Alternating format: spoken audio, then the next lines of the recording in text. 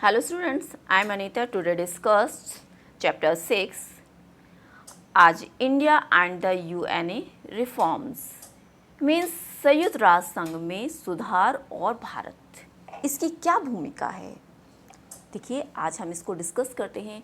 India has support the restructuring of the UNA on several grounds. It believes that the strengthened and the revitalized UN is the desirable in a changing world. India also supports an enhanced role of the UNA in promoting the development and cooperation among states.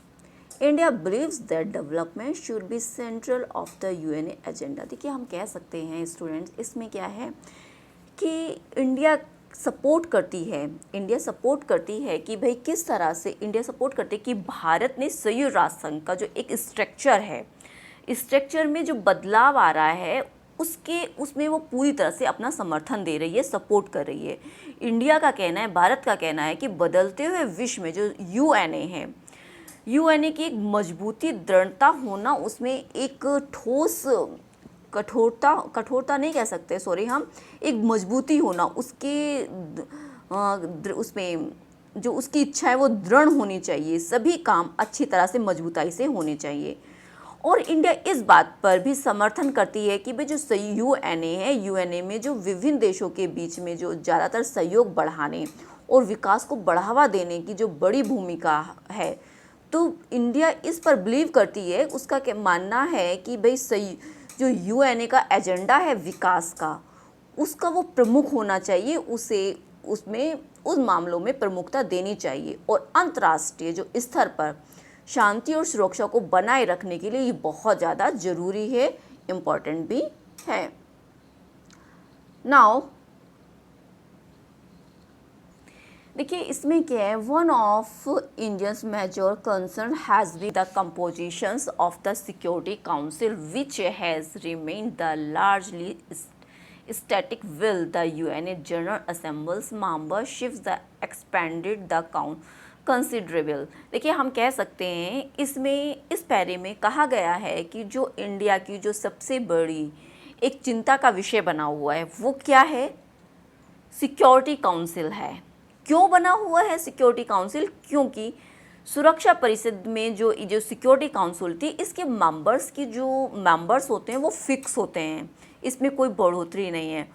But India कहती है कि जो UNA है, UNA में regular जो संयुक्त राष्ट्र संघ है, यूएनए में इनके मेंबर्स की संख्या हमेशा बढ़ती जा रही है। बढ़ने के कारण जो सिक्योरिटी काउंसिल है, राइट, सिक्योरिटी काउंसिल है, उससे बहुत ज़्यादा हानि हो सकती है, वो उसका खामियां भुगतना पड़ सकता है। तो इंडिया बोलती है कि जो यूएनए में जिस तरह से मेंबर्स बढ़ रहे हैं, उसी तरह से कहा जा सकता है कि भाई अगर सुरक्षा परिषद में हानि हो रही है तो उसका तर्क ये है कि जो इसमें भी विस्तार करना चाहिए, इसको एक्सपेंड करना चाहिए, जो सिक्योरिटी काउंसिल है इसमें भी मेंबर्स को बढ़ाना चाहिए, जिससे कि विश्व में एक समर्थन मिलता रहे और सारी चीज़ें कॉमन और इजीली वे में चलती रहें। इस बात पर इन्होंने चर्चा की है। Should keep in minds that the membership of the UNA security council was expanded from the 11 to 15 in 1965, but there was no change in the member of the permanent member since then। देखिए simple सी बात इसमें कही गई है कि भाई जो UNA है, यूएनए में पहले क्या था, 11 मेंबर्स थे और 11 मेंबर्स को बढ़ाकर उन्होंने 15 मेंबर्स इन्होंने कर दिए थे 1965 में। But there was no change in the permanent member, but जो परमानेंट मेंबर थे उनमें कोई चेंज नहीं किया गया, उनके साइज में कोई चेंज नहीं किया गया। Since the size of the council has the remain the stationary that the fact remain the overwhelming majority of the UNA General Assembly's member now are the developing countries। देखिए इसमें क्या था कि सिंपल सी बात है, जो परमानेंट मेंबर थे उनमें कोई भी चेंजिंग, उनमें वो स्थिर रहे थे, वो सेम रहे थे। उसके बाद क्या हुआ था, उसका आकार था, जो परिषद था काउंसिल, उसका आकार वैसा का वैसा रहा, उसमें कुछ भी चेंज नहीं हुआ। जबकि यूएनए की जो मेन उसके जो मेन सदस्य हैं उनमें ज़्यादातर विकासशील जो डेवलपिंग कंट्री थी उनके मेंबर उसमें पार्टिसिपेट करते हैं और वो उसके मेंबर्स थे। तो इससे क्या हुआ, जैसे ही वो सुरक्षा परिषद के जो फैसले होते थे तो उनमें उनकी तो मानी नहीं जाती थी। तो उनका कहना ये था कि भाई जिस तरह से इसमें देश शामिल हो रहे हैं तो सुरक्षा परिषद के फैसले में उनकी सुनी जानी चाहिए कि भाई उनकी भी अपनी बात रखने का मौका मिलना चाहिए इस तरह से, क्योंकि इस फैसले पर उनका इस चीज़ पर अगर वो कोई भी डिसीज़न लेते हैं क्योंकि उस डिसीज़न का इन पर भी इफ़ेक्ट पड़ता है। तो इस बारे में इन्हें सोचना चाहिए, इस पर चर्चा की गई है। हियर कैन सी, यहाँ हम देख सकते हैं WTO, ये क्या है, विश्व व्यापार संगठन। ये एक विश्व व्यापार की वर्ल्ड ट्रेड ऑर्गेनाइजेशंस है। इसके अंदर क्या किया जाता है स्टूडेंट्स, ये अंतर्राष्ट्रीय संगठन है जो व्यापार के नियम हमारे बनते हैं उन पर इनका वर्क चलता है और ये इसको सभी नियमों को ये सेट करते हैं, तय करते हैं कि कौन से नियम लागू किए जाएंगे।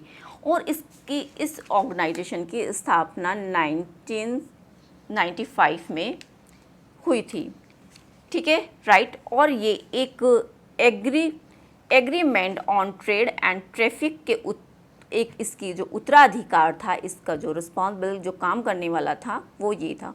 और ये सेकेंड वर्ल्ड वार जब विश्व युद्ध हुआ था उसके बाद ही ये अस्तित्व में आया था। और इसमें मेंबर्स की जो सदस्यों की संख्या थी 164 मेंबर्स की सदस्यों की संख्या है जो 29 जुलाई 2016, ओके।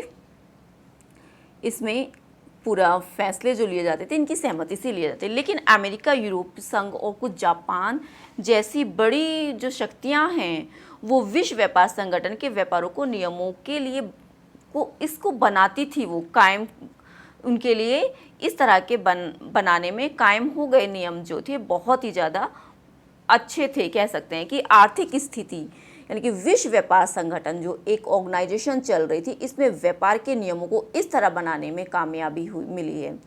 और कह सकते हैं कि विकासशील देशों की एक शिकायत ये भी रहती थी कि भाई इस संगठन में जो कार्य करने की जो एक पारदर्शिता नहीं है, इसमें इस पर काफ़ी सारी दिक्कतें, बट ये हम कह सकते हैं कि ये ऑर्गेनाइजेशन है और ये व्यापार के नियमों को सेट करती है, सारे नियम यही बनाती है। और इसका इस्टेब्लिशमेंट हुआ था सेकेंड वर्ल्ड वार के बाद ही इसका इस्टेब्लिशमेंट हुआ था, ये इस्टेब्लिश हुई थी। यहाँ हम कह सकते हैं कि भाई India support increase in the number of both permanent and non permanent member. यहाँ हम कह सकते हैं कि इंडिया भाई परमानेंट मेंबर्स को भी और नॉन परमानेंट मेंबर्स को भी दोनों को सपोर्ट करती है, उनकी संख्या में जो बढ़ोतरी हो रही है, इंक्रीज़ हो रहा है, उन दोनों को समर्थन कर रही है। बट इंडिया का कहना है कि जो इसके जो प्रतिनिधि हैं जो इसका प्रतिनिधि कर रहे हैं, तो जो सुरक्षा जो काउंसिल है, सिक्योरिटी काउंसिल ऑफ सिक्योरिटी है, इसकी जो एक एक्टिविटी है, सिक्योरिटी काउंसिल की जो एक्टिविटी है, उस एक्टिविटी में जो कामकाज की एक सफलता उस चीज़ पर निर्भर करती है कि भाई उसकी जो सुरक्षा परिषद का पुनर्गठन, कोई भी योजना उसमें बनी होनी चाहिए, उसमें एक मिसाइल कायम करता है और भारत इस चीज़ में अपना सपोर्ट करता है और वो विकासशील देशों की श्रेणी में भी आता। और आज कह सकते हैं कि भाई इंडिया जनसंख्या की दृष्टि से सेकंड प्लेस पर उस पर है अकॉर्डिंग टू बुक में, अगर हम देखते हैं। नाउ अब हमारा पॉइंट ये कहता है कि भाई किस तरह से कि not surprising Indian its also wise to be the permanent member in the restricted UNA। India is the second most popular country of the world. ये कोई कह सकते हैं कि ये कोई आश्चर्य की बात तो है नहीं, इस पर कोई आश्चर्य हमें करना चाहिए कि जो एक सिक्योरिटी काउंसिल है हमारी, जो इसके स्थायी सदस्य बनना, वो एक स्थायी परमानेंट मेंबर बनना चाहते हैं। और इंडिया विश्व में सबसे बड़ी आबादी वाला देश है, ये आपको पता होना चाहिए कि जो विश्व है वो दुनिया का सेकंड नंबर पर पॉपुलेशन वाला देश है। और इंडिया में जो विश्व की कुल जनसंख्या है कितनी है, 1/5 of the world populations, 1/5 world population निवास करती है। और इसके अलावा हम कह सकते हैं कि इंडिया विश्व का एक सबसे बड़ा डेमोक्रेसी कह सकते हैं कि लोकतंत्र वाला देश है, बड़ा लोकतंत्र है। और कह सकते हैं इंडिया में जो यूएनए की लगभग सभी उसमें ये अपना पार्टिसिपेट करता है, भाग लेता है और हर तरह से प्रॉपर वर्क अपना कर रहा है। यूएनए में शांति को बनाए रखने में भारत लंबे समय से ठोस प्रयास कर रहा है और अपनी भूमिका पूरी अच्छे से निभा रहा है। बट सिक्योरिटी काउंसिल में भारत की जो स्थायी सदस्यता है, जो परमानेंट मेंबर की दावेदारी है, वो इसलिए उचित है क्योंकि वहाँ तेजी से अंतर्राष्ट्रीय आर्थिक शक्ति बनकर उभर रहा है। वो एक अंतर्राष्ट्रीय शक्ति बनकर उभर रहा है और वो अपना वर्क कर रहा है। ये long and substantial one of the country economic emergence on the world stage. Another factors of the perhaps justify India claim the permanent seat in Security Council. भाई हम कह सकते हैं कि यहाँ पर जो स्थायी सुरक्षा परिषद के स्थायी सदस्य के दोनों ही सदस्यों की संख्या में इन्होंने अपना काम किया है और काम करने के बाद बहुत सारी चीज़ों पर इन्होंने वर्क अपना किया है। और इनका ये भी मानना है कि भाई किस तरह से जो ये सारी स्थायी सदस्य हैं कि भाई हर तरह में इन्होंने अपनी इंडिया ने अपना पार्टिसिपेशन किया है। उन्होंने कभी भी किसी चीज़ के लिए मना नहीं किया। जिस तरह से कंट्रीब्यूशन हो सकता है उन्होंने यूएनए को कंट्रीब्यूशन किया है।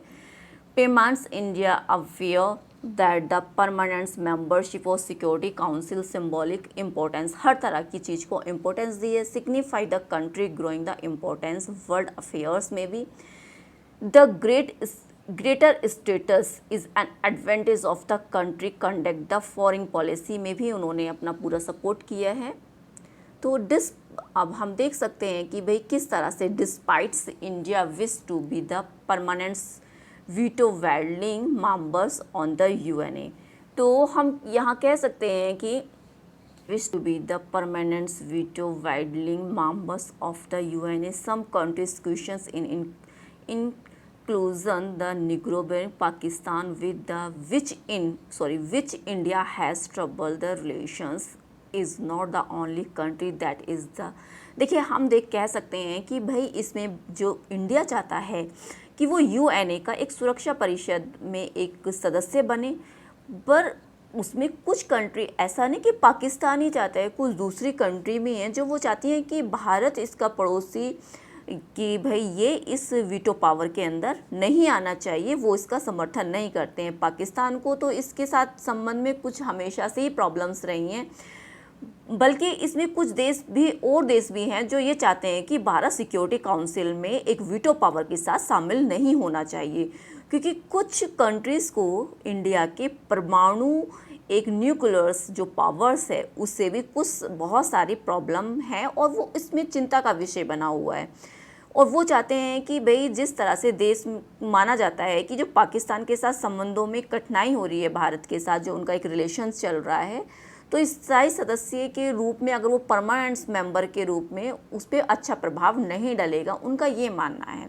वो चाहते हैं कि भारत को एक परमानेंट मेंबरशिप नहीं दी जानी चाहिए, क्योंकि उनका ये भी है, उनका मतलब ये है कि भाई फिर तो क्या है, ब्राज़ील, जर्मनी, जापान जो हैं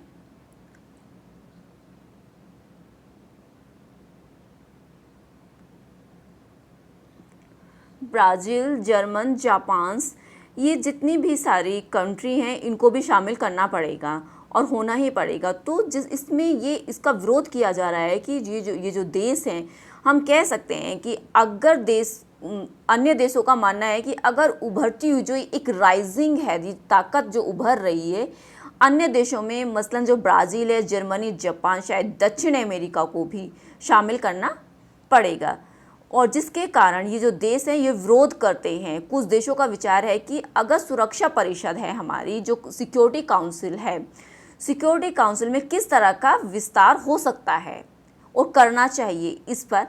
बट क्या है, कुछ अभी भी ये कुछ कंट्री ऐसा मानती हैं कि भाई इंडिया को इसमें शामिल नहीं करना चाहिए सुरक्षा परिषद में और इसकी नुमाइश नहीं हो सकती है। इन्हीं सभी बातों पर ध्यान रखते हुए इंडिया किसी और अन्य देश के निकट भविष्य में मुझे ऐसा नहीं लगता कि वो सिक्योरिटी काउंसिल के परमानेंट मेंबर बनने में उसका एक मतलब कि वो आ सकता है। जो भी कुछ है देखिए, ये पॉइंट्स इसमें दिए हुए हैं कि भाई किस तरह से इसमें कंट्रोवर्सी हुई है, एक कॉन्फ्लिक्ट चल रहा है कि इंडिया को एक परमानेंट मेंबर होना चाहिए, नहीं होना चाहिए, और दूसरी कंट्रियां इसके अपोजिशंस में हैं, वो चाहती हैं कि नहीं होना चाहिए, क्योंकि पाकिस्तान से भी काफ़ी टाइम से इनका कुछ, पाकिस्तान से तो इंडिया का चल ही रहा है, आप देख ही रहे हैं, आज की डेट में भी देख रहे हैं। मैं बुक का आपको क्या बताऊं, बट आज भी आप देख रहे हैं पाकिस्तान तो हमेशा कोई ना कोई हरकत करता है, बट हम उस पर कोई डिस्कस नहीं करेंगे क्योंकि हमारे यूट्यूब चैनल है और हम नहीं चाहते हैं कि कुछ भी हम ऐसा बोले। हम जो बुक्स में हैं हम सिर्फ उसी पे डिस्कस करेंगे। तो ये सारी बातें देखिए इंडिया के बारे में थी कि उसको सिक्योरिटी काउंसिल का परमानेंट मेंबर होना चाहिए, अगर होना चाहिए तो उसके क्यों, और नहीं होना चाहिए तो क्यों, क्योंकि कौन कौन सी रुकावटें सामने आ रही हैं। फ्रेंड्स, फिर हम नेक्स्ट टॉपिक के साथ आएंगे। Thank you.